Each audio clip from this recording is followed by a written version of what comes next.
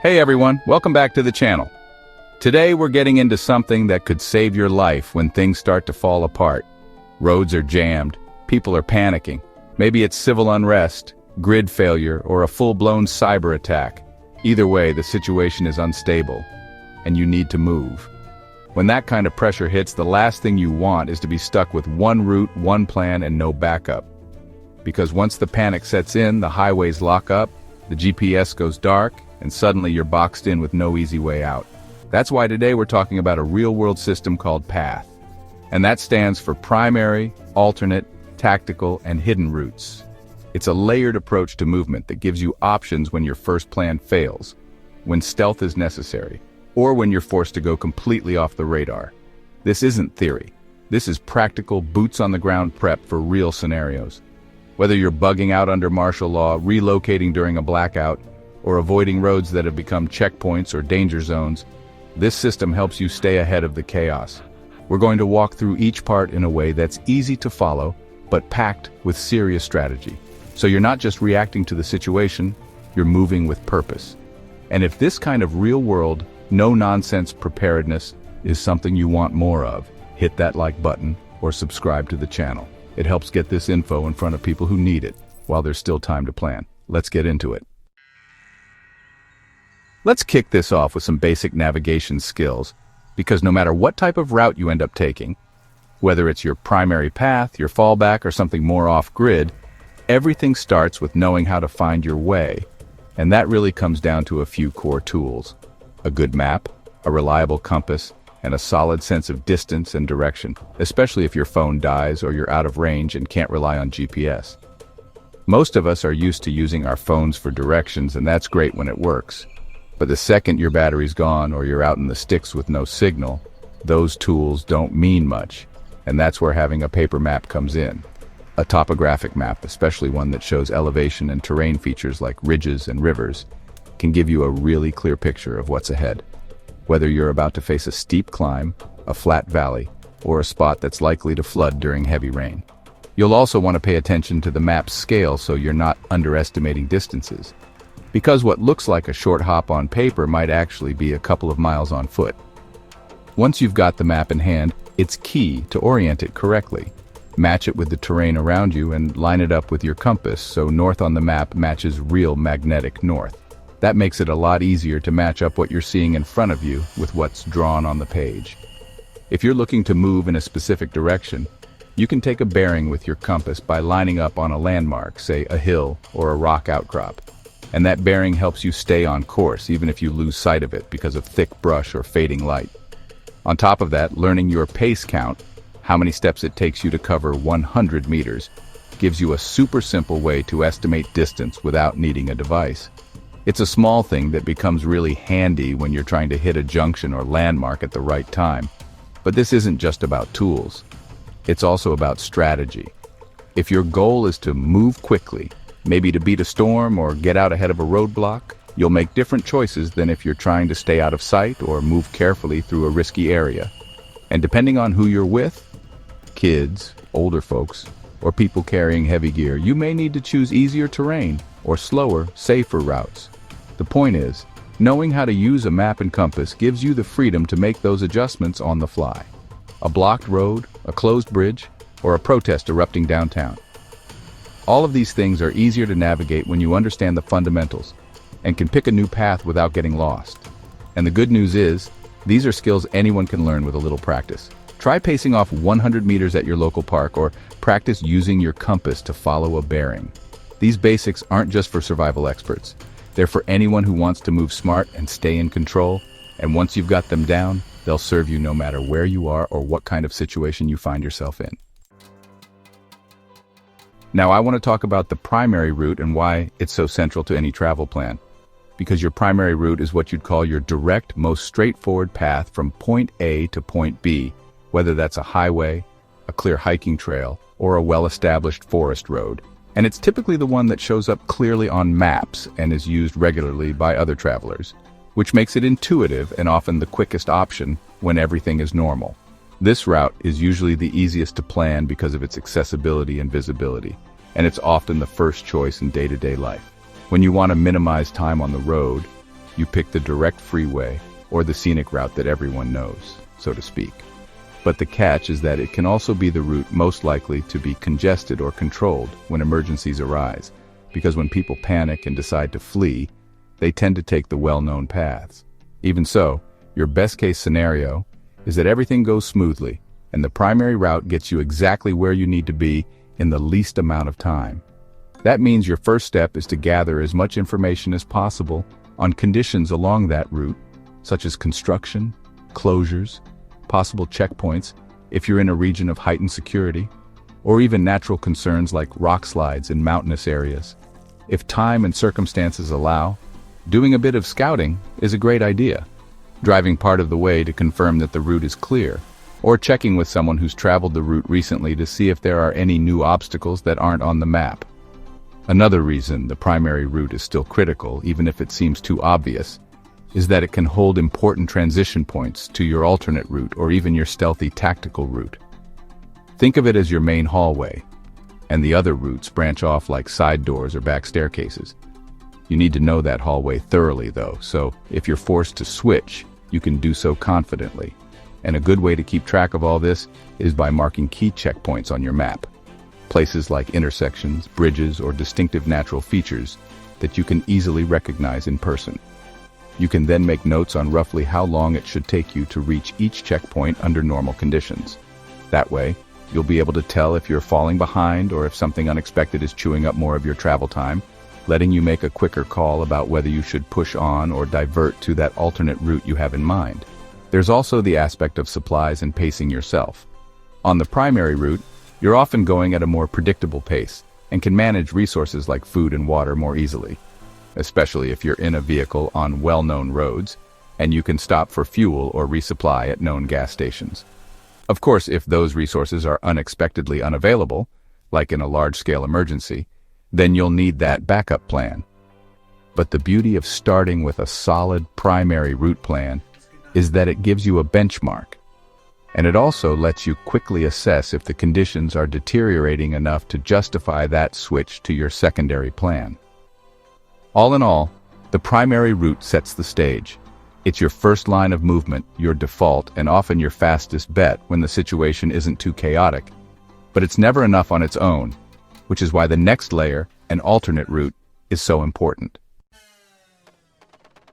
Because no matter how convenient the primary route looks, things can go sideways fast, and that's why having an alternate route can be a real lifesaver, whether we're talking about literal roadblocks or figurative ones. And this alternate route usually parallels or intersects the primary path in places, so you have multiple opportunities to switch over if the primary path becomes blocked or unsafe, and it can be slightly longer or less direct.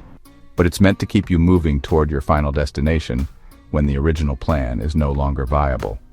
An example could be the well-known back roads that cut around a highway, or maybe a network of secondary trails that bypass the main route in a forest. The idea is to identify in advance which roads or trails are less traveled but still passable enough to get you where you need to go. And that often means you'll rely more heavily on local knowledge or more detailed maps, because the alternate routes might not be as clearly marked. An important piece of advice when you're building your alternate route plan is to consider multiple points along your primary path where you can shift gears and switch to that alternate. It's not unusual for a situation to develop that forces you off your primary route far earlier or far later than you initially anticipated. So if your plan only includes one single spot where you can hop onto the alternate route, you're putting yourself at risk if you overshoot that point or realize it's blocked as well. Instead, it helps to label several potential exit ramps, so to speak, and keep them in mind, which is made easier if you have a physical map and you've taken the time to highlight or otherwise mark it clearly. When you're traveling with a group, it's also key to let everyone know what the triggers or signals are for switching to the alternate. Maybe the plan is that if you see a certain type of barricade or get word of an incident up ahead, you'll make that pivot. That kind of clarity can spare you from confusion or from having to debate about what to do when everyone is already stressed. In terms of actual movement, if you get forced onto your alternate route, you can often expect it to be slower or require a bit more navigational effort, maybe winding through neighborhoods or weaving along side roads that aren't as straightforward as a big highway. But that's precisely why you plan it. You accept those extra twists and turns in exchange for bypassing a potentially dangerous or unusable segment of the primary route. The more intel you gather ahead of time, the less likely you are to be caught off guard by a washed-out bridge on that alternate or a newly installed gate. The point is that your alternate route is your plan B, but you still want to give it as much care and attention in the planning stage as the primary route received, because it only takes one major obstacle on the primary route to force your hand. In that moment, you'll be thankful you set aside the time to confirm that your alternate route is at least somewhat viable, has been researched, or maybe even scouted if possible. That's the beauty of layering multiple routes. It gives you a resilience that many people don't have when they only rely on a single path. This brings us to the idea of a tactical route, which is essentially the route you'd take if you're trying to minimize your visibility or avoid drawing unwanted attention. It might be slower or more physically demanding, but in a scenario where stealth or security is top priority, it can be the difference between safe passage and running into a threat. Let's say you're in an area with civil unrest, or you're out in the wild and need to avoid detection by potentially hostile individuals or even wildlife. A tactical route is designed to keep you off the beaten path and out of the obvious lines of sight. For instance, in a city, this might mean traveling through back alleys or weaving through less populated areas at times of day when there's less foot traffic, rather than walking down a main street where you're easily spotted. In a wilderness setting, it could mean sticking to dense foliage or using terrain features like hills and ridge lines to stay out of direct view. One aspect that goes hand in hand with a tactical route is gear discipline. If you're making noise with clinking metal or wearing reflective clothing that catches the light, you're defeating the purpose of taking a stealthy route. So you'd secure any loose gear that rattles and maybe choose muted colors for your clothing or backpack, especially if you need to blend into a forested area or remain inconspicuous in an urban environment. Noise discipline is also important.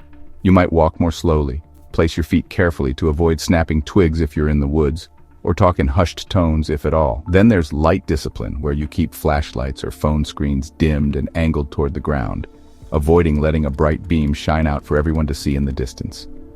Another tactical consideration is traveling under the cover of darkness, which can obscure you from potential threats, but also increases your own risk of tripping, missing your waypoint, or running into hazards you can't see clearly. That's why some people balance the stealth advantage of nighttime travel with the need for safety by choosing dusk or early dawn, where the light is low enough for partial concealment, but not so dark that you're at a huge risk of missteps. In some circumstances, you might break the trip into segments, traveling at night but finding a concealed place to rest or lay low during the day, especially if the environment is heavily patrolled or if you've observed patterns of movement that you want to avoid. The key with a tactical route is that it's not usually your first choice unless the situation calls for it, because it can add significant time and physical strain. But the sense of security and low profile it offers might be invaluable if you suspect that your primary or alternate routes are heavily monitored or compromised by individuals you do not want to encounter. Most people don't practice traveling in stealth mode, so it might be good to run a couple of small tests in a safe environment, like seeing if you can quietly move through a backyard or a patch of woods without snapping branches, or practicing how to use natural cover effectively if you're in a rural setting. It's these little things that add up, because a single loud noise or a flash of bright color can give away your position, and if the stakes are high, that can be the last thing you want to happen. So treat the tactical route like your special plan for times when subtlety and caution are your best defense. The final piece of the puzzle is often referred to as the hidden route, and as the name implies, this isn't something you typically think of using, because it involves paths that might be extremely difficult, rarely traveled, or outright dangerous, but it's your last resort option if everything else becomes unusable. Think of it as that old drainage system that runs under the city that nobody has touched in decades, or that overgrown logging road deep in the forest that you can't even find on a standard map, or a series of rooftops in an old part of town that happen to be connected in such a way that you can traverse them when the streets are no longer safe. This route is usually unpredictable, might require specialized gear like rope or climbing tools, and should only be taken if your primary, alternate, and even tactical options have gone out the window. Using a hidden route sometimes means venturing underground into tunnels where you have to worry about flooding, low oxygen, or toxic gases, or stepping onto structural elements in an abandoned building that could collapse if you're not careful. And these are the types of hazards you want to avoid unless you're absolutely certain that doing so is your best or only chance. It can also mean traveling through extremely dense brush, crossing treacherous ridges, or forging your own path in a place with no established trail. In an urban environment, you might have to watch out for cameras in unexpected places, structural dangers, or hidden security issues. So for these reasons, if you find yourself planning a hidden route, you'd better be sure you have the necessary physical conditioning, navigation expertise, and the mental fortitude to handle potentially claustrophobic or dangerous conditions. The hidden route can also be resource-intensive. You might have to move very slowly, carrying more water than usual because there won't be easy access. You might need headlamps, protective gloves, or even a respirator if you suspect the underground environment has poor air quality. And from a planning standpoint, it might be a route you can only identify by scouring old maps, or by pure local hearsay, or even by your own explorations if you live in that area, and you're the kind of person who has done a bit of urban exploring in the past. Because these routes are so rarely used, the risk of the unknown is higher, and that's why it's not typically your first, second, or even third choice, but more of a last-ditch fallback when all else fails. Even so, having a hidden route in your back pocket can offer psychological relief because it means you still have some sort of plan if everything else is cut off. It can be as simple as marking on your map that there's a drainage ditch that might be traversable, or an abandoned railway tunnel that connects two parts of town, or a seldom-used goat path that skirts around private property. But again, you're weighing the extreme dangers, so you always want to ask yourself, do I really need to take this route? Or is there any other option left that's safer? If the answer is no and you must go hidden, at least you have something to lean on, which is more than many people can say when faced with total route closures or threats that block the usual paths. Let's talk about adapting to the environment because the type of terrain you're navigating and the season or weather you're dealing with can drastically change how you approach the entire path concept. For instance, heavy rain and flooding can render certain roads or trails completely unusable, turning what was once a minor creek into a raging torrent you can't safely cross. Snow and ice can hide trail markers or make slopes treacherous, forcing you to either invest in specialized gear like crampons or microspikes, or choose a different route altogether. Extreme heat can leave you dehydrated fast if you don't plan your water sources or travel times carefully. And in a desert region, that might mean traveling at night to escape the brutal midday sun, which ties back into the stealth or tactical aspects, since night travel has its benefits and drawbacks. In an urban environment, large-scale events like civil unrest, power outages, or traffic collisions can transform a perfectly good road into a dead end within minutes. That's when you might need to jump from your primary route to an alternate side street or a less busy arterial road to keep moving. Similarly, if you're traveling through mountainous terrain, you have to be aware that conditions can change quickly with altitude, and roads you thought were open might close due to rock slides or avalanche risk. All of this is why real-time or at least recent information is so valuable. If you have a way to access updates, maybe through a radio broadcast, local chatter, or official online channels when you're still in range, those updates can shape your decisions on the fly. Being adaptable means you also weigh your group's condition and morale. If someone in your party twists an ankle, you might have to slow down, choose a route that has less uneven ground, or even stop altogether to rest, which changes your calculations regarding time of day and potential weather shifts. If you're alone, you might feel more confident hopping across a narrow log bridge than if you're responsible for multiple people, especially children or older adults who might not be able to handle such a precarious crossing. These factors all feed into whether you stick with a more direct path or shift towards something safer, but maybe longer. Another angle here is that environmental changes aren't just about you and your group.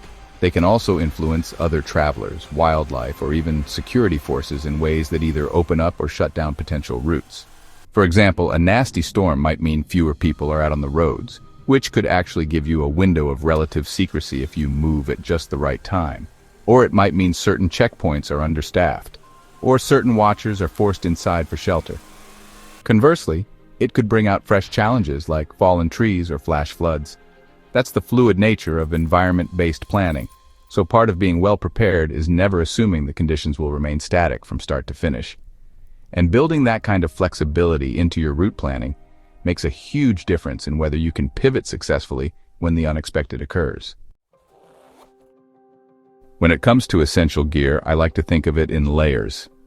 There's your navigation equipment, your personal protective items like footwear and clothing. And then there are items that help sustain you if the journey lasts longer or becomes more hazardous than you expected. On the navigation front, as I mentioned before, a physical map and a good compass are vital, because electronics can fail, and GPS units or apps on your phone might not be reliable in remote areas, or in situations where power is unavailable for days. A compass with a global needle can handle changes in magnetic declination across different regions if you travel widely, and having that skill to take and follow a bearing is invaluable. If you can, it doesn't hurt to also have a small altimeter or a watch that includes barometric pressure readings, because that can give you clues about incoming weather systems. For clothing, you want shoes or boots that are broken in so you're not dealing with blisters, and it's best if they provide decent ankle support if you might be trekking across uneven ground. In wet environments, water-resistant or waterproof footwear can spare you a lot of misery, but you also have to consider breathability, so your feet don't stay damp from sweat. Layering your clothing is another big one. Having multiple light layers is better than one heavy layer because you can adjust to temperature fluctuations by shedding or adding layers. In a stealth scenario, you might choose more muted colors or even camouflage patterns that help you blend in with the terrain. Just think about your environment, wooded areas, desert scrub, urban streets, and pick clothes that reduce your visibility. Survival essentials can include water filters or purification tablets if natural water sources might be your only option after your bottled supply runs out, and carrying enough water to handle the demands of your climate is crucial. A first aid kit, customized to the environment you'll be traveling through, is non-negotiable. You might need supplies to treat cuts or sprains, or pain relievers if someone gets injured. Having a way to start a fire can be helpful, especially in cold or damp conditions, which is why many people like to carry a lighter and a ferro rod as backups. Portable shelter like a small tarp or lightweight tent can help you get out of a storm or prevent hypothermia if you have to camp unexpectedly. Your communication gear might include two-way radios for group travel if they're allowed in your area, but remember they have range limitations and also rely on batteries. Cell phones, if you can keep them charged, are obviously handy, though you should consider turning off extraneous apps and using offline map downloads to conserve battery. Signaling devices like whistles or signal mirrors can help if you're in distress and need rescue, and they can also be used to coordinate quiet movement in some scenarios, though you have to be mindful that a whistle might also alert unwelcome attention if you're trying to stay under the radar. One skill set that often gets overlooked is mental resilience and stress management. Traveling through potentially risky or uncertain conditions can be nerve-wracking, and anxiety can lead to poor decisions. If you get panicked, you might abandon a perfectly good route or forget about a key checkpoint. That's why practicing scenarios in a low-stakes environment is so important. It trains you to handle navigation challenges calmly, solve problems methodically, and recognize when you need to adapt your plan. Being physically fit helps too, because it's one thing to plan a route on paper, but if your body tires out quickly or you can't handle the pack weight, you might not be able to complete that plan when it matters. Simple activities like regular hiking, running, or even body weight exercises can go a long way toward giving you the stamina needed for long treks. This is where everything starts to click, because now you're pulling together your primary route, your alternate plan, your tactical options, and that hidden fallback into one flexible system. And the goal is to be able to shift from one to the next without hesitation when something changes on the ground. You might begin on a main road expecting a smooth trip, but if you hit a checkpoint, a traffic jam, or a weather-related issue, you can jump to your alternate route without missing a beat. If threats increase or you need to move more discreetly, your tactical route gives you that lower profile option through tree lines, alleys, or less traveled paths. And if the situation goes from bad to worse, you still have that hidden route, maybe a drainage tunnel or an overgrown ridge, that you've kept in your back pocket just in case.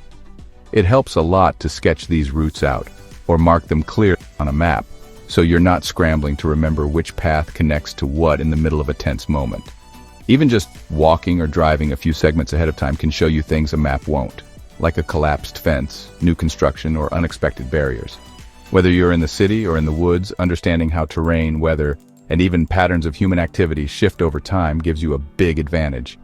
If you're moving with a group, Make sure everyone's on the same page before you start. Who's leading, what signals mean what, how to handle unexpected detours.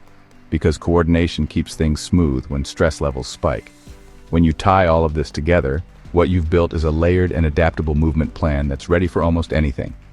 It won't make you immune to chaos, but it'll give you something most people don't have. Options, awareness, and a sense of calm that comes from knowing you've already thought through what comes next.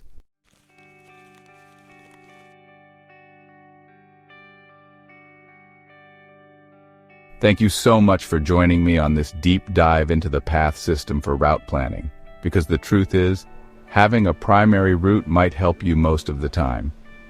But it's when circumstances change, the road ahead is blocked or unrest breaks out or the terrain proves too harsh, that being prepared with alternate, tactical, and even hidden options makes all the difference.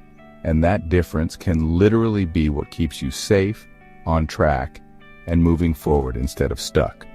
The power of layering your routes and understanding how to move from one plan to another seamlessly is something that any of us can develop.